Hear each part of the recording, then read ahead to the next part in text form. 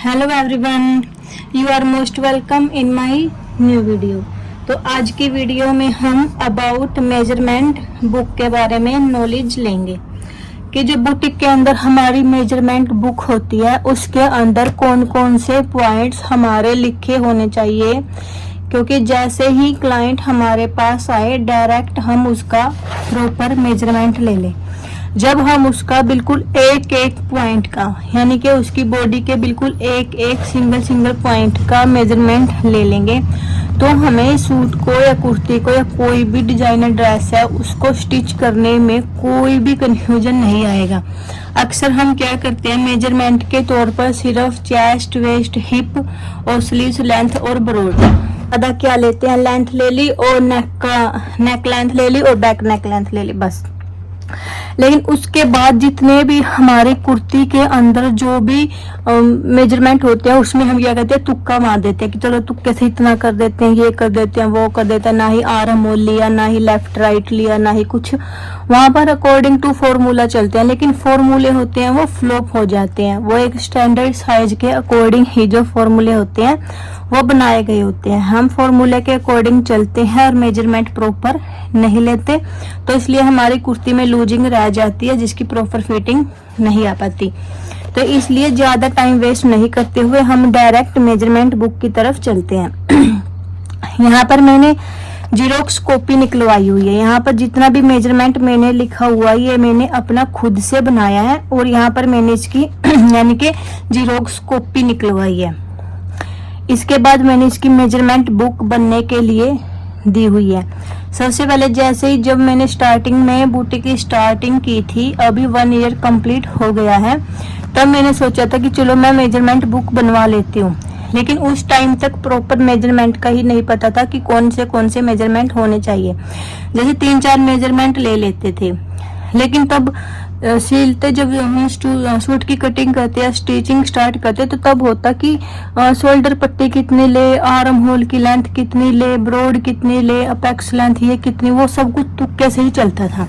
तो धीरे धीरे जैसे कि मुझे लगा कि शोल्डर पट्टी कितनी रखूं, तो वो बाद में मैंने जैसे ही एक पॉइंट हो गया शोल्डर पट्टी का, उसको मैंने एक पेज के ऊपर लिख लिया कि शोल्डर पट्टी। फिर वो मैंने जाके अपनी जो मेजरमेंट बुक है उसके अंदर ऐड कर लिया, यानी कि जो हमारा बिल्कुल सिंपल पेज था वहां पर मैं ऐड करती गई। ऐसे टोटल सभी पॉइंट को मैंने लिख लिख के इतने सारे पॉइंट बना दिए जो कि बड़े इंपॉर्टेंट है। तो स्टार्टिंग अभी भी ये सारे ये देखिए पूरे का पूरा पेज ये कवर हो चुका है मेजरमेंट के लिए। लेकिन अभी भी मुझे लगता है कि कोई ना कोई पॉइंट्स रहता है, इसलिए मैंने प्रॉपर जो मेजरमेंट बुक अभी तक नहीं बनवाई थी। हालांकि अभी मैंने इन मेजरमेंट के साथ में अपनी जो बिल बुक है वो बनने के लिए ऑर्डर कर दी है। लेकिन अगर इससे हटके कोई और भी जो पॉइंट्स है वो माइंड में आता है तो उसको भी मैं फिर से प्लेन पेज पर लिख दूंगी और फिर उसको मैं अपनी मेजरमेंट बुक के अंदर ऐड करवा दूंगी। तो यहाँ पर देखिए मैंने मेजरमेंट में क्या क्या लिखा है। सबसे पहले आपने लिखना है मोबाइल नंबर।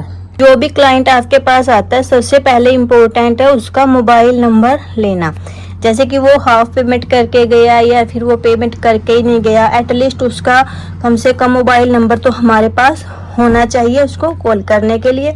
या फिर जो भी आप उसकी ड्रेस, सूट या फिर कुछ भी ले रहे हो स्टिच करने के लिए, जैसे ही वो स्टिच हो जाता है तो उसको बताने के लिए कि आपकी ड्रेस रेडी है, उसके लिए हमें मोबाइल नंबर उसका चाहिए होगा। सेकंड है नेम। जिस भी क्लाइंट्स का हम मेजरमेंट ले रहे हैं उसका यहाँ पर हम लिखेंगे नेम।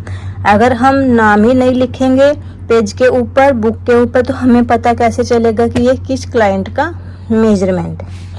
उसके बाद यहाँ पर मैंने लिखा हुआ टॉप, यानी कि जो उसने टॉप पार्ट बनवाना है वो क्या बनवाना है। मान के चलो उसने टॉप में बनवाना है सूट, तो हम यहाँ पर लिख देंगे सूट यानी कि कुर्ती। अगर उसने टॉप में बनवाना है ब्लाउज तो हम यहाँ पर लिखेंगे ब्लाउज। अगर उसने टॉप में बनवाना है जैसे कि पेपलम कुर्ती तो हम यहाँ पर लिख देंगे पेपलम कुर्ती। हो सकता है वो टॉप पार्ट में अपनी शर्ट बनवा रहा हो तो यहाँ पर हम लिख देंगे शर्ट। हमें पता होना चाहिए कि उसने एटलीस्ट टॉप पार्ट में बनवाया क्या, क्योंकि जैसे ही हमारे पास बहुत सारे कपड़े आ जाते हैं क्लाइंट्स के तो हम इस चीज को हो सकता है भूल जाए कि उसने टॉप में कुर्ती बनने के लिए दी हुई है या फिर पेपलम कुर्ती दी हुई है। अब अगले ने बोला हमें पेपलम कुर्ती बना देना, जैसे मान के चलो 33 इंच की, और हम बना दे उसकी शॉर्ट कुर्ती, तो फिर पंगा हो जाएगा। इसलिए यहाँ पर हमने लिख लेना है कि उसने टॉप पार्ट में क्या बनवाना है। उसके बाद लिखना है जो टॉप पार्ट में उसने बनवाना है उसकी लेंथ कितनी है, उसकी लेंथ लिखेंगे। उसके बाद shoulder to apex point length, उसके बाद शोल्डर से लेके जो हमारा अपेक्स पॉइंट है उसकी लेंथ कितनी है, ठीक है। और इधर यहाँ पर भी आएगा, यानी कि शोल्डर टू अपेक्स पॉइंट की जो ब्रॉड है वो कितनी है, जो अपेक्स पॉइंट से अपेक्स पॉइंट तक की ब्रॉड होती है वो कितनी है, यानी कि चौड़ाई कितनी है। उसके बाद यहाँ पर है shoulder to lower bust length. फिर हमने देखना है शोल्डर से जो हमारी बस्ट है, बस्ट के बिल्कुल नीचे यानी कि लोअर बस्ट, जो बस्ट है बस्ट के जो नीचे तक की लेंथ है वो कितनी है और बस्ट के नीचे जो ब्रॉड है वो कितनी है, ठीक है। ये मोस्टली जो ब्लाउज है ब्लाउज में ये काम आती है। अब देखो हम सबसे पहले ब्लाउज बनाने के लिए सबसे पहले ये चीज चेक करते हैं कि लोअर बस्ट कितनी है। मान के चलो हमारी लोअर बस्ट 13 इंच है, तो 13 इंच में हमें अगर ब्लाउज बनानी है किसी भी क्लाइंट की और वो बोले कि अपने अकॉर्डिंग बना दो, मुझे हिसाब नहीं है कि कितनी जाएगी, तो अगर उसकी लोअर बस्ट 13 आती है तो आपने उसके अंदर 1.5 से 2 इंच ऐड करना है, ठीक है। आप 2 इंच ही ऐड कर लेना, तो वहाँ पर 13 + 2 हो गया हमारा 15, तो उसकी जो रेडी ब्लाउज बनेगी वो बनेगी हमारी 15 इंच की, ठीक है।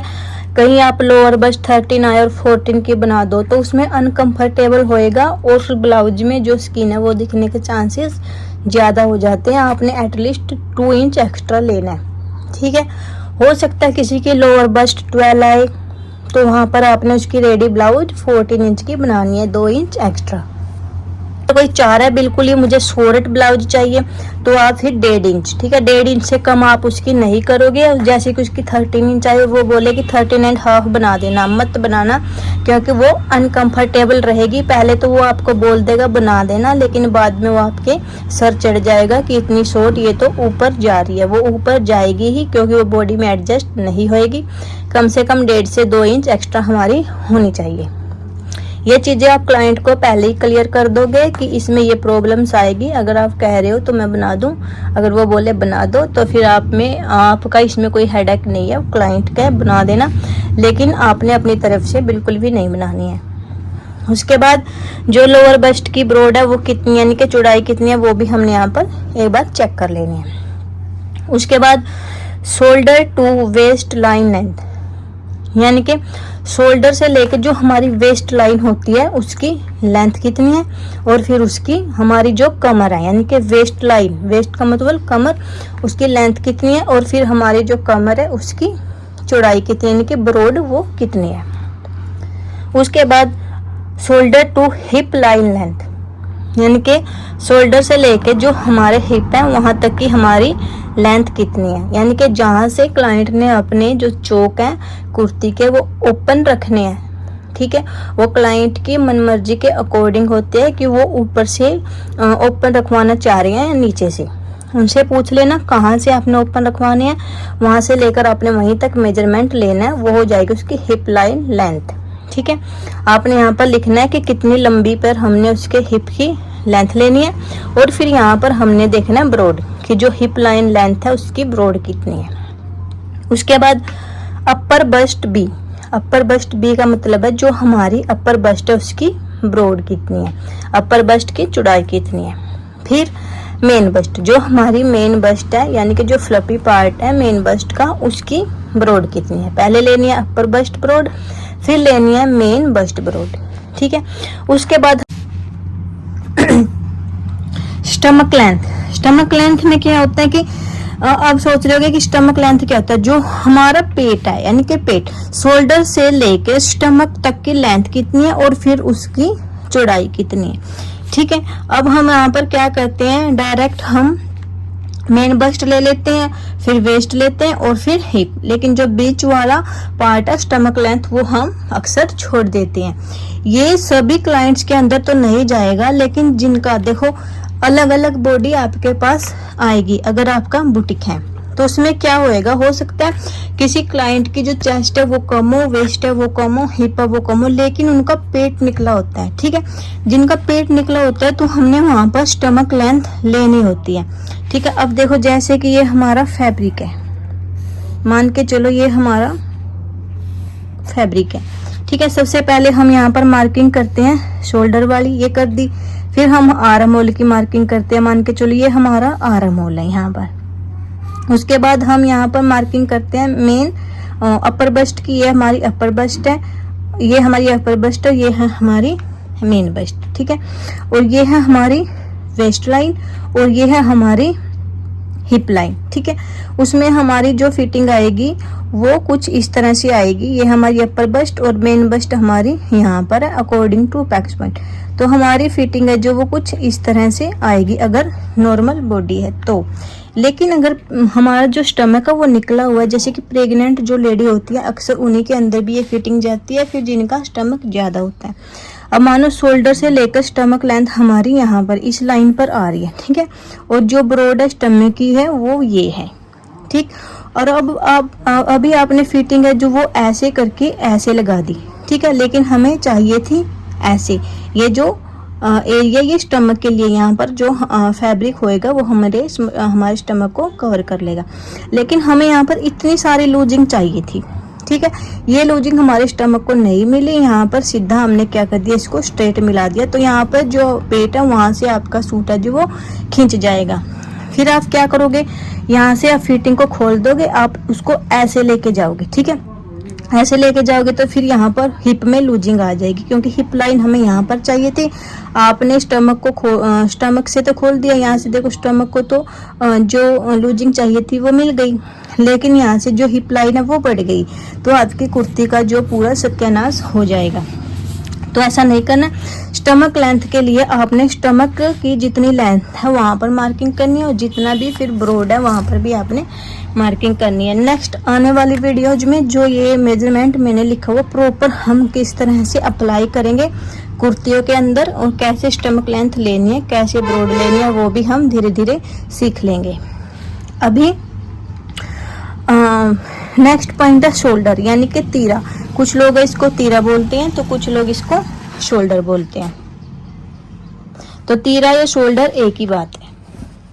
तो नेक्स्ट लेना हमने तीरा और शोल्डर वो कितना है। अब यहाँ पर मैंने लिखा है FF और यहाँ पर लिखा है BF। इसका मतलब है जो फ्रंट, ठीक है, जो फ्रंट फाइनल हमारा शोल्डर है वो कितना है, क्योंकि अकॉर्डिंग टू नेक हमारा जो शोल्डर होता है वो कम ज्यादा होता है। अगर हमारा नेक ज्यादा होएगा तो शोल्डर हमें कम लेना होता है, अगर नेक हमारा कम होता है तो शोल्डर हमें ज्यादा लेना होता है। तो इसलिए यहाँ पर मैंने लिखा है फ्रंट फाइनल और यहाँ पर लिखा है बैक फाइनल कि ठीक है, नेक के अकॉर्डिंग हम देखेंगे कि हमारा जो फ्रंट में शोल्डर आएगा फाइनल वो कितना आएगा, यहाँ पर लिख देंगे।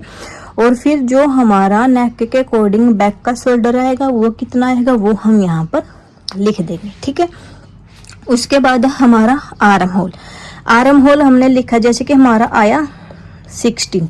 ठीक है, उसके बाद हमने चेक करना है, जैसे कि 16 आया, यहाँ पर लिखा है L और यहाँ पर लिखा है R, यानी कि लेफ्ट एंड राइट। हमने दोनों शोल्डर को चेक करना है कि हमारा लेफ्ट कितना है एंड राइट कितना है। अगर हमारा लेफ्ट और राइट दोनों 16 आते हैं तो हम यहाँ पर दोनों पर टिक मार्क कर देंगे, इट मीन हमारा लेफ्ट एंड राइट 16 है। लेकिन अगर हमारा लेफ्ट एंड राइट अलग है, आप जैसे आर्म होल चेक करते हो, कई बार क्या करते हैं एक ही आर्म होल हम चेक करते हैं, लेफ्ट या राइट का हमने मेजरमेंट लिया और वही हम वहाँ पर लिख देते हैं। लेकिन ऐसे क्लाइंट्स होते हैं जिसमें कि आर्म होल डिफरेंट होता है, उनका लेफ्ट अलग मिलेगा और राइट अलग मिलेगा, इसलिए हमने दोनों को मेजरमेंट करना होता है। अभी अगर हमारा लेफ्ट है 16 तो हमारा राइट अगर 17 आया तो हम यहाँ पर लिख देंगे 17। तो जब हम कटिंग करेंगे एक 16 के अकॉर्डिंग कटिंग करेंगे और एक 17 के अकॉर्डिंग कटिंग करेंगे। ठीक है, उसके बाद हमारा लेफ्ट और राइट हो गया। उसके बाद लिखा है F, यानी कि फाइनल, उसके बाद जो हमारा आर्म होल की लेंथ है वो फाइनल हम कितनी लेंगे फिर हमने यहाँ पर लिखना है, जैसे 6 या फिर 7 जितनी भी हम लेंगे वो। उसके बाद यहाँ पर लिखा है मैंने बाय इट मीन्स जो हमने आर्म होल की लेंथ लिया वो बाय सूट लिया या फिर बाय बॉडी लिया, यानी कि आपने जो आपका क्लाइंट है उसकी बॉडी से मेजरमेंट लिया है या फिर उसके ने जो आपको हो सकता है उसने आपको कुर्ती दी हो और बोला इसी कुर्ती के अकॉर्डिंग बना देना, तो वहाँ पर आप लिखोगे बाय सूट या फिर बाय बॉडी, वो हमारा मेजरमेंट है। अगर बाय सूट हमारा वहाँ पर मेजरमेंट होगा तो जो हमारा arm hole proper arm hole round जो सूट का है, जो कुर्ती हमें रेडीमेड दी गई है बनी हुई, वो उतने को उतना एग्जैक्ट लिखेंगे, ठीक है। अगर हमने उसकी बॉडी से मेजरमेंट करके लिया है तो उसमें हम ½ इंच एक्स्ट्रा लिखेंगे क्योंकि ½ इंच हमारा मार्जिन में जाएगा। उसके बाद फिर स्लीव्स लेंथ, ठीक है। आपने जो कस्टमर की स्लीव्स है उसकी लेंथ कितनी है, लेंथ लिखनी है। बी मीन्स उसकी ब्रॉड कितनी है। टाइप मीन्स हो सकता है वो आपसे कोई भी डिजाइनर स्लीव्स बनवा रहा हो, यानी कि टाइप आपने लिखना है कि किस तरह की किस टाइप की आपने वहां पर स्लीव बनानी है। जैसे कि टाइप आपने मान के चलो उन्होंने हमें बोल दिया फुल स्लीव, तो यहाँ पर हम लिखेंगे फुल स्लीव्स बनानी है। अगर उन्होंने बोला हाफ स्लीव्स तो हम यहाँ पर हाफ लिखेंगे, अगर एल्बो स्लीव्स बोला तो यहाँ पर हम लिखेंगे एल्बो स्लीव्स, ठीक है। उसके बाद बाइसेप्स लेंथ, अगर आप मान के चलो क्लाइंट के 3-4 इंच की बाजू बना रहे हो तो वहाँ पर आपने बाइसेप्स की लेंथ लेनी है कि कितने इंच तक आपका बाइसेप्स है और उसका ब्रॉड कितना है। अगर हम बाइसेप्स की लेंथ और ब्रॉड लेंगे इससे हमारी जो स्लीव्स है उसकी फिटिंग अच्छी आएगी। उसके बाद है प्लम लेंथ। अगर क्लाइंट ने हमें बोल दिया जैसे कि फुल स्लीव बनानी है बिल्कुल यहाँ तक हैंड तक, तो वहाँ पर हमें प्लम यानी कि जो हमारी हथेली है उसका मेजरमेंट लेना होता है, जैसे कि उसके अंदर से हम बाजू डाल सके वो। और यहाँ पर ब्रॉड यानी कि ब्रॉड कितनी है वो लेंथ लेनी है। प्लम लेंथ कितनी है, जैसे कि 21 या 22। उसके बाद यहाँ से 4 या 3 इंच की आगे से चौड़ाई हो सकती है। उसके बाद है एल्बो लेंथ। अगर एल्बो स्लीव बनानी है तो हम उसकी एल्बो लेंथ लेंगे कि वो 10 है, 11 है या फिर 12, और एल्बो पर फिर हमारी ब्रॉड कितनी है वो देखेंगे। उसके बाद फिर है हमारा फ्रंट नेक लेंथ। हम यहाँ पर लेंगे फ्रंट जो हमारा नेक बनेगा उसकी लेंथ कितनी है और फिर उसको ब्रॉड यानी कि चौड़ा कितना बनाना है वो, और टाइप यानी कि फ्रंट नेक राउंड बनाना है, हार्ट शेप में बनाना है या फिर चौकोर बनाना है, वो यहाँ पर लिख देंगे। उसके बाद है बैक नेक लेंथ। यही सेम बैक नेक की कितनी लेंथ लेनी है, कितना चौड़ा बनाना है और किस तरह का नेक बनाना है। उसके बाद शोल्डर डाउन। उसके बाद है शोल्डर डाउन, ठीक है। आपने देखना है कि आपका जो क्लाइंट है उसके शोल्डर डाउन है या नहीं। अगर है तो यहाँ पर टिक मार्क कर देंगे।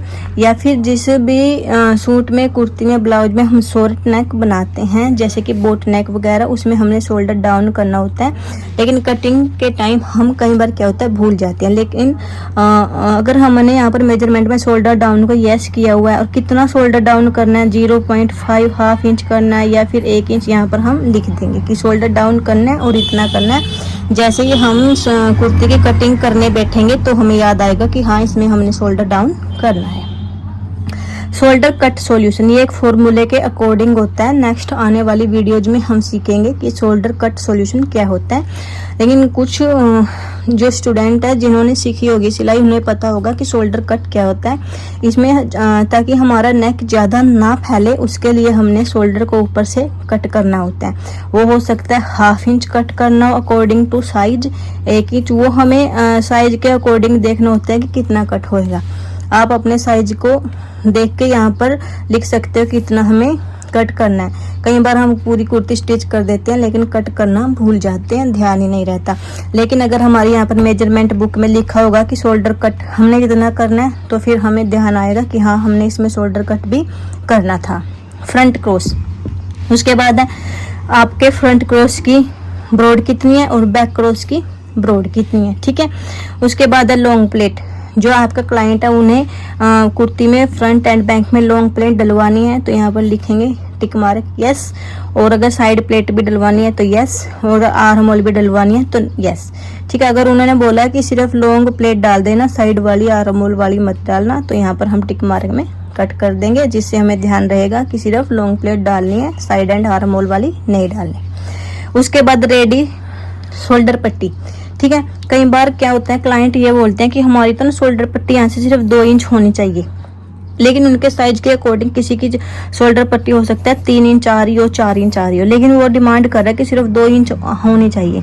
तो वहाँ पर आपने नेक की जो ब्रोड है वो बढ़ा देनी है और जो शोल्डर पट्टी है वो 2 इंच की रख देनी है। ठीक है, अगर कोई कस्टमर या क्लाइंट डिमांड करता है कि हमें शोल्डर पट्टी इतनी चाहिए, तो आपने वहाँ पर पहले ही लिख लेना है कि इसकी शोल्डर पट्टी 2 इंच की करनी है, तो हम नेक की लेंथ ब्रोड है वहाँ पर बढ़ा देंगे।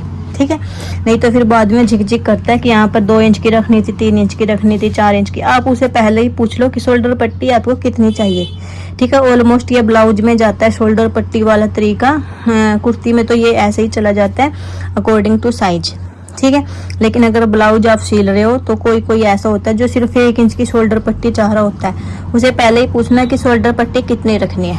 ठीक है, लेकिन अगर हम उनसे ये वाले सारे के सारे मेजरमेंट हमारे पास है ही नहीं, हमने 1-2 पॉइंट लिखा है, बाद में फिर हमें कॉल कर करके पूछते हैं शोल्डर पट्टी कितनी रखूं, आर्म होल कितना रखूं, नेक कौन सा बनाऊं, तो उससे कस्टमर इरिटेट हो जाते हैं। इसलिए इस बिल बुक के अंदर मैंने बिल्कुल डीपली हर एक पॉइंट है जो क्लियर और क्लियरिटी के साथ लिखा हुआ है, जिससे आपको बार बार कॉल करके पूछने की बिल्कुल भी नीड नहीं होएगी।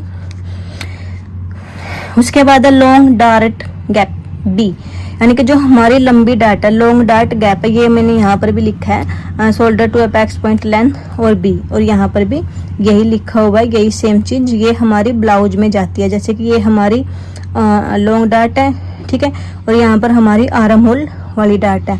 यहाँ पर इस गैप की बात हो रही है, जो इस डार्ट से इस डार्ट के बीच का जो ये तिरछे में गैप है, ये कितना रखना है हमने। ठीक है, अकॉर्डिंग टू साइज हम यहाँ पर पहले ही लिख लेंगे, साइज के अकॉर्डिंग फॉर्मूले के अकॉर्डिंग निकाल लेंगे, जैसे 3 आया हम यहाँ पर 3 लिख देंगे। लेकिन जब सूट की हम कटिंग करेंगे तो हमें कुछ भी हिसाब किताब नहीं लगाना है, डायरेक्ट हमने देखना है 3 इंच रखना है, 3 इंच लिखा देंगे। ठीक है, स्टार्टिंग में क्या करते हैं, जो बिगिनर होते हैं वही गलती करते हैं, पहले कुर्ती को बिछा लेते हैं, फिर देखते हैं निकाल के कि यहाँ पे कितना रखूँ, ये वो कंफ्यूज हो जाते हैं। आप एक दिन पहले यहाँ पर ये सभी चीज़ें लिख के रख लो कि हमने ये गैप इतना रखना है, अपेक्स पॉइंट इतना रखना है, फिर डायरेक्ट कुर्ती बिछाओ और उसको फटाक से काट दो। उसके बाद all fabric broadness, all fabric broadness है हमारी हिप वाली। ठीक है, जैसे भी हम कुर्ती को चौड़ाई में बिछाते हैं, हमारी बॉडी का जो सबसे ज़्यादा पार्ट होता है उसी के अकॉर्डिंग हम बिछाते हैं। ऑलमोस्ट हिप होता है, अगर हमारा स्टमक निकला हुआ तो फिर वो स्टमक होएगा।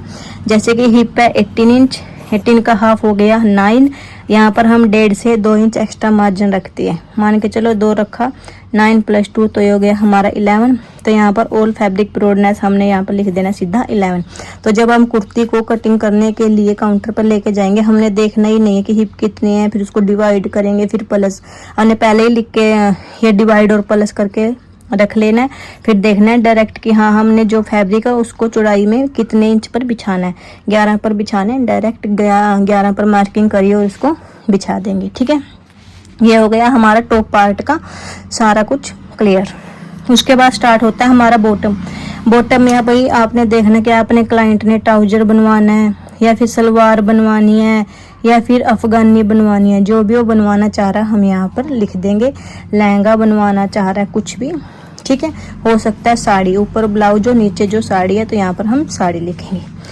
उसके बाद हमने देखनी है बॉटम पार्ट की लेंथ कितनी करनी है वो लिखेंगे।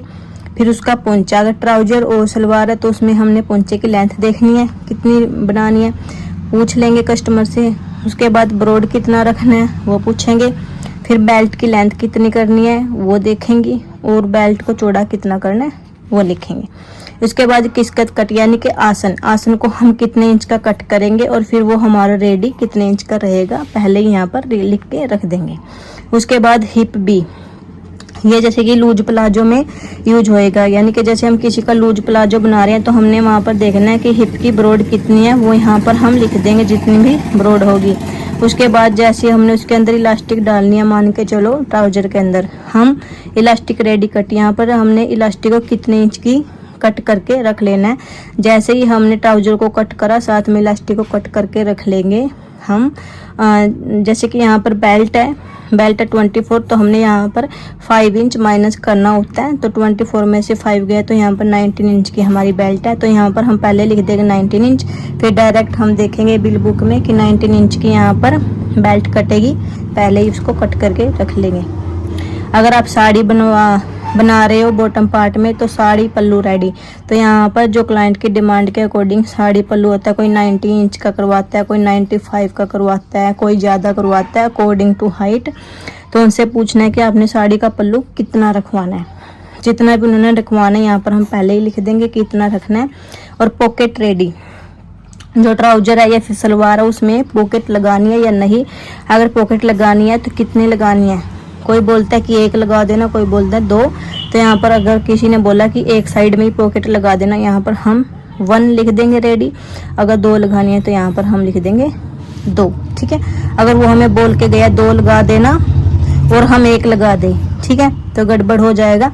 और अगर उन्होंने बोला कि बस 1 ही लगाना, 1 ही चाहिए मुझे, और हम 2 लगा दें, तब भी कस्टमर क्या बोलते हैं, कई बार इरिटेट हो जाते हैं। उसके बाद है जो थाई, ठीक है, ये भी जो ट्राउजर या पैंट सिल लेंगे हम, पैंट में इसका मेजरमेंट लेना होता है। अगर हमने फिटिंग की, बिल्कुल फिटिंग की पैंट बनानी है, तो वहाँ पर हमने कस्टमर की जो थाई है उसका भी मेजरमेंट ले लेना है, ठीक है, कि कितनी है। और यहाँ पर लिख देना, जैसे कि 16 है तो यहाँ पर हम लिख देंगे 16। नोट, नीचे मैंने लिखा हुआ है नोट, तो यहाँ पर आपने इम्पोर्टेंट कोई भी नोट लिख लेना है। जैसे कि पेमेंट हमारी 1000 रुपये हुए, ठीक है, कस्टमर ने हमें 500 दिए, 500 यहाँ पर पेंडिंग है, ये वाली चीज़ लिख सकते हैं।